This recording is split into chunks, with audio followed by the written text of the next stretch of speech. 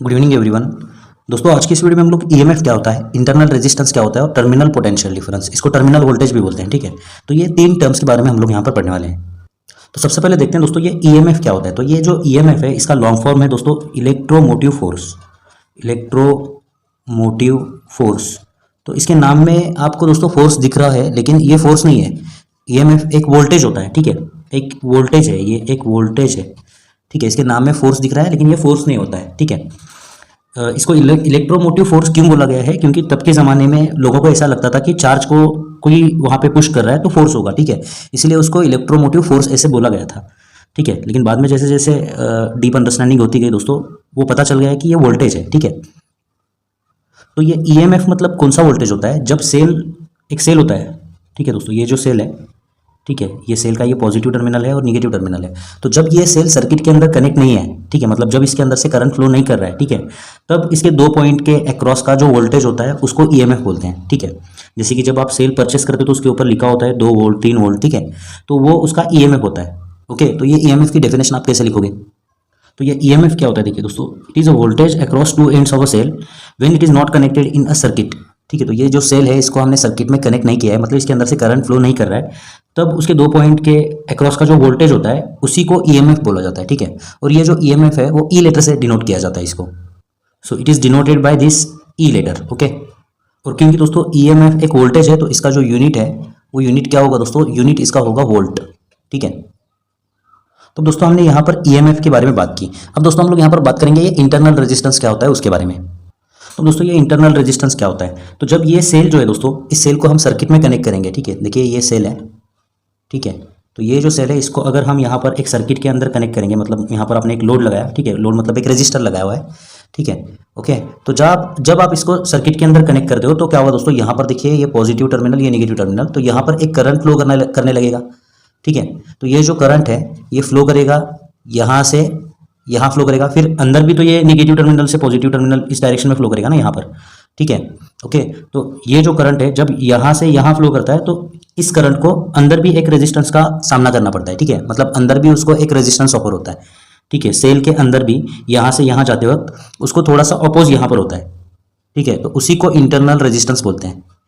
Okay, फिर से एक बार देखिए, जब दोस्तों ये जो सेल है इसको हमने सर्किट में कनेक्ट किया, ठीक है, तो करंट क्या करेगा, यहाँ से यहाँ फ्लो करेगा ऐसे, और निगेटिव टर्मिनल से पॉजिटिव टर्मिनल की तरफ भी फ्लो करेगा करंट। ठीक है, तो जब ये यहाँ से यहाँ फ्लो कर रहा होगा तो यहाँ पर भी उसको थोड़ा सा अपोज महसूस होता है, मतलब यहाँ पर भी उसको क्या होता है, थोड़ा सा रेजिस्टेंस यहाँ पर ऑफर होता है। उसी को दोस्तों सेल का इंटरनल रेजिस्टेंस बोलते हैं। ठीक है, तो इसकी डेफिनेशन आप कैसे लिखोगे, तो दोस्तों ये इंटरनल रेजिस्टेंस क्या होता है, देखिए, it is resistance offer to a current inside a cell when it is connected in a circuit. तो ये सेल जब सर्किट में कनेक्ट होता है तो उसके अंदर से करंट फ्लो करता है। ठीक है, तो इसके अंदर जो है करंट को रेजिस्टेंस ऑफर होता है, इसी को दोस्तों इंटरनल रेजिस्टेंस बोलते हैं। और ये जो इंटरनल रेजिस्टेंस है ये स्मॉल आर लेटर से दिखाया जाता है, ये internal resistance small R letter से दिखाया जाता है। अब दोस्तों इसी डायग्राम को अगर हम सिंबल का, सेल का जो सिंबल है उसका यूज़ करके अगर इसी डायग्राम को हम निकालें तो हम कैसे निकालेंगे, तो ये सेल हम कैसे निकालते हैं दोस्तों, देखिए यहाँ पर पॉजिटिव टर्मिनल और ये निगेटिव टर्मिनल। ठीक है, ये रेजिस्टेंस इसके अंदर होता है, लेकिन दोस्तों यहाँ पर जगह नहीं, हम नहीं दिखा सकते। ठीक है, तो हम इसके साइड में इसको दिखाते हैं स्मॉल आर। ठीक है, ओके, और ये जो सेल है इसका ये पॉजिटिव टर्मिनल, ये निगेटिव टर्मिनल। ओके, और इसका जो ईएमएफ है वो ईएमएफ है और आर उसका इंटरनल रेजिस्टेंस है। फिर इसके बाद यहाँ पर हमने कनेक्ट किया है इसको एक रजिस्टर, मतलब यहाँ पर लोड कनेक्ट किया है। लोड मतलब बल्ब या रजिस्टर कुछ भी हो सकता है। ठीक है, ओके, अब देखिए यहाँ पर ये जो रजिस्टर है वो आर है, करंट यहाँ से फ्लो करेगा।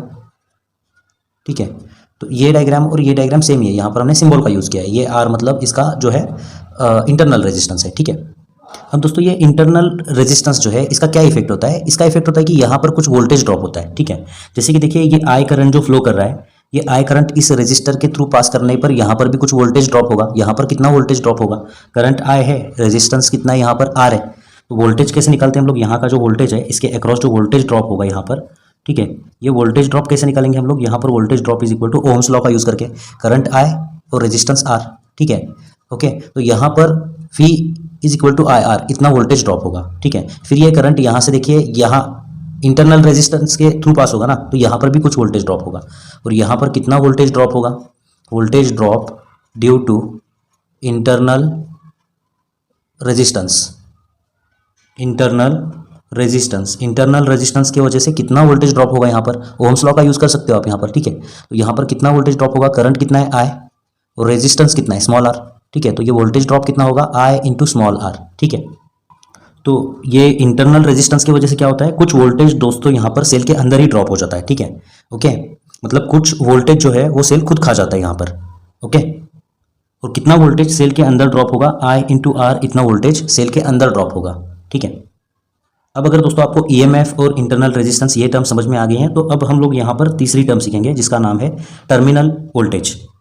तो ये टर्मिनल वोल्टेज को आप टर्मिनल पोटेंशियल डिफरेंस भी बोल सकते हो। तो ये टर्मिनल पोटेंशियल डिफरेंस की डेफिनेशन क्या है, देखिए। तो टर्मिनल पोटेंशियल डिफरेंस मतलब क्या, it is potential difference across two ends when the cell is connected in the circuit. तो जब ये सेल सर्किट में कनेक्ट किया जाएगा तो उसके दो एंड जो है, ये दो एंड के बीच का जो पोटेंशियल डिफरेंस होता है उसी को टर्मिनल वोल्टेज बोलते हैं या टर्मिनल पोटेंशियल डिफरेंस बोलते हैं। फिर से एक बार देखिए दोस्तों, ईएमएफ और टर्मिनल पोटेंशियल डिफरेंस में क्या फर्क है। ईएमएफ मतलब क्या है, ये जो सेल है, ये सेल अगर किसी सर्किट के अंदर नहीं कनेक्ट है, ठीक है, तो ये दो पॉइंट के बीच जो वोल्टेज होगा उसको ईएमएफ बोलते हैं, ठीक है।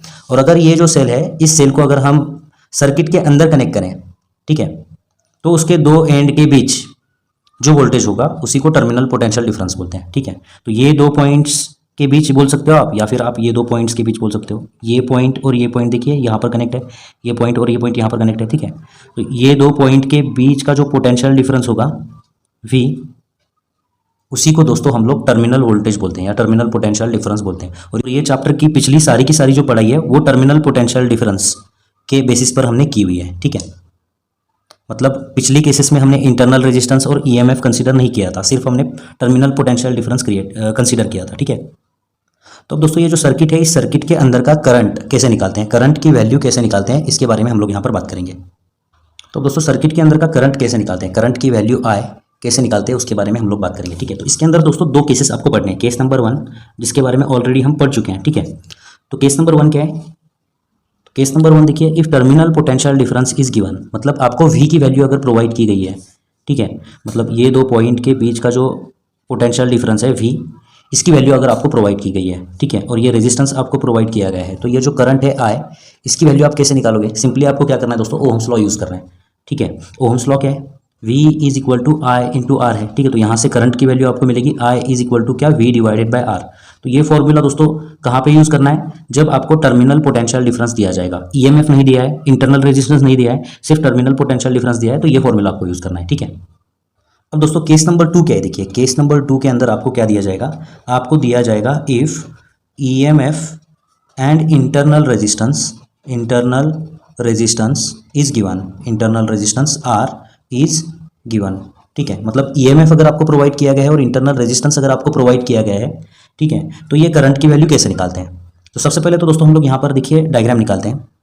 तो यहाँ पर एक सेल है जिसका ईएमएफ है E और इंटरनल रेजिस्टेंस R है, ठीक है, और इसको हमने सर्किट में कनेक्ट किया गया है, एक रजिस्टर कनेक्ट किया गया है और रजिस्टर R, रेजिस्टेंस उसका R है, ठीक है, ओके। अब दोस्तों ये जो सर्किट है इसके अंदर से कितना करंट फ्लो होगा, I की वैल्यू आपको निकालनी है, ठीक है। तो I की वैल्यू निकालनी है, तो यहाँ पर कौन सा फॉर्मूला यूज़ करना है दोस्तों, आपको simply I is equal to EMF divided by this R plus internal resistance R, ये फॉर्मूला आपको यूज़ करना है, ठीक है। फिर से एक बार देखिए दोस्तों, अगर आपको टर्मिनल पोटेंशियल डिफरेंस दिया हुआ है तो सर्किट के अंदर का करंट निकालने का ये फॉर्मूला है, ठीक है। और अगर दोस्तों आपको ईएमएफ और इंटरनल रेजिस्टेंस की वैल्यू प्रोवाइड की गई है तो करंट को निकालने का क्या फॉर्मूला है, EMF divided by R plus small r, ये रेजिस्टेंस प्लस ये रेजिस्टेंस, ठीक है। दोस्तों यहाँ पे जो इक्वेशन हमें यहाँ पर करंट के लिए मिला हुआ है, इसको थोड़ा सा हम लोग सिंप्लीफाई करेंगे और इसका मीनिंग समझेंगे, ठीक है। तो अगर दोस्तों ये जो टर्म है R प्लस स्मॉल r, इसको अगर हम उधर भेजते हैं, ठीक है, तो हमें क्या मिलेगा, देखिए I ये ब्रैकेट में मल्टीप्लाई हो जाएगा R plus small r is equal to क्या मिलेगा आपको यहाँ पर EMF, ठीक है। अब दोस्तों ये I इंटू R प्लस क्या हो जाएगा, I into small r is equal to EMF, ठीक है, ओके। तो जितना EMF है दोस्तों, सेल का जितना EMF है, ये दो जगह पर यूज हो रहा है, ठीक है। दो जगह पर कहाँ पर यूज हो रहा है दोस्तों, ये IR मतलब क्या है दोस्तों, देखिए यहाँ पर जितना वोल्टेज ड्रॉप हुआ है ना, यहाँ का वोल्टेज ड्रॉप आप कैसे निकालोगे, ये दो पॉइंट के बीच, मतलब ये रजिस्टर के अक्रॉस का वोल्टेज ड्रॉप आप कैसे निकालोगे, current I into resistance R, ठीक है। तो ये जो EMF है इसका थोड़ा सा वोल्टेज यहाँ पर यूज हुआ, ठीक है, ओके। और यहाँ पर क्या हुआ, ये capital I into small r, मतलब कुछ वोल्टेज यहाँ पर ड्रॉप हुआ, यहाँ पर कितना वोल्टेज ड्रॉप हुआ, ओहम्स लॉ का यूज करके आप निकाल सकते हो, V is equal to what, current I into resistance, ठीक है, ओके। तो जो EMF था, ये जो EMF था इसका यूज कहाँ पे हुआ, इसका यूज यहाँ पे हुआ, ये रजिस्टर के अक्रॉस, और कुछ वोल्टेज उसके अंदर यूज हुआ, सेल के अंदर, ठीक है, वो कितना है आई इंटू आर, ठीक है। तो ये आई इंटू आर क्या है दोस्तों, देखिए ये टर्मिनल वोल्टेज है, ये क्या है टर्मिनल वोल्टेज, और ये आई आर मतलब क्या, वोल्टेज लॉस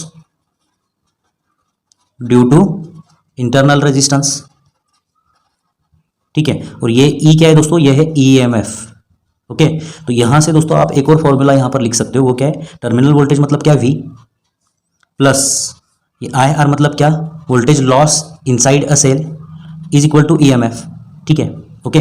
तो अगर किसी सेल का ईएमएफ ई है, इंटरनल रेजिस्टेंस आर है, और उसके अंदर से आई करंट फ्लो कर रहा है, ठीक है, तो आप उसका टर्मिनल वोल्टेज ऐसे निकाल सकते हो, ये आई आर को अगर आप उधर भेजते हो तो ई माइनस आई आर, तो आपको ये एक फॉर्मूला यहाँ पर मिल सकता है, ठीक है, ओके।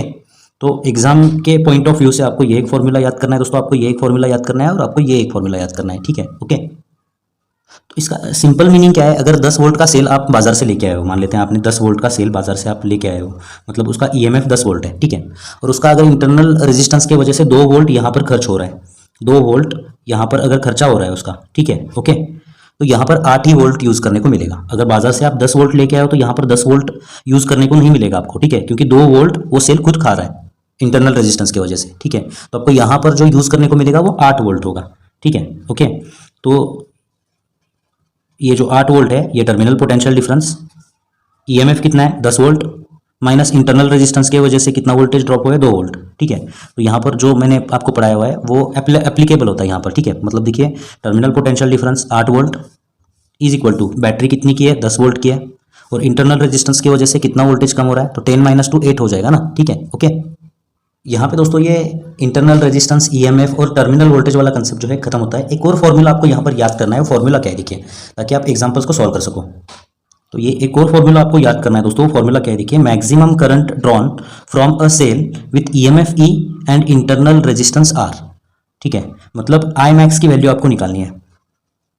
मतलब अगर आपके पास कोई एक सेल है जिसका ईएमएफ है ई और उसका इंटरनल रेजिस्टेंस आर है, ठीक है, तो ये सेल का यूज करके मैक्सिमम कितना करंट आप प्रोड्यूस कर सकते हो, ठीक है, इससे ज़्यादा करंट प्रोड्यूस नहीं हो सकता। उसका फॉर्मूला क्या है दोस्तों, उसका फॉर्मूला है EMF divided by internal resistance, okay. तो ये आपको मैक्सिमम करंट की वैल्यू देगा, इससे ज़्यादा करंट ये सेल का यूज करके आप नहीं निकाल सकते, ठीक है, ओके।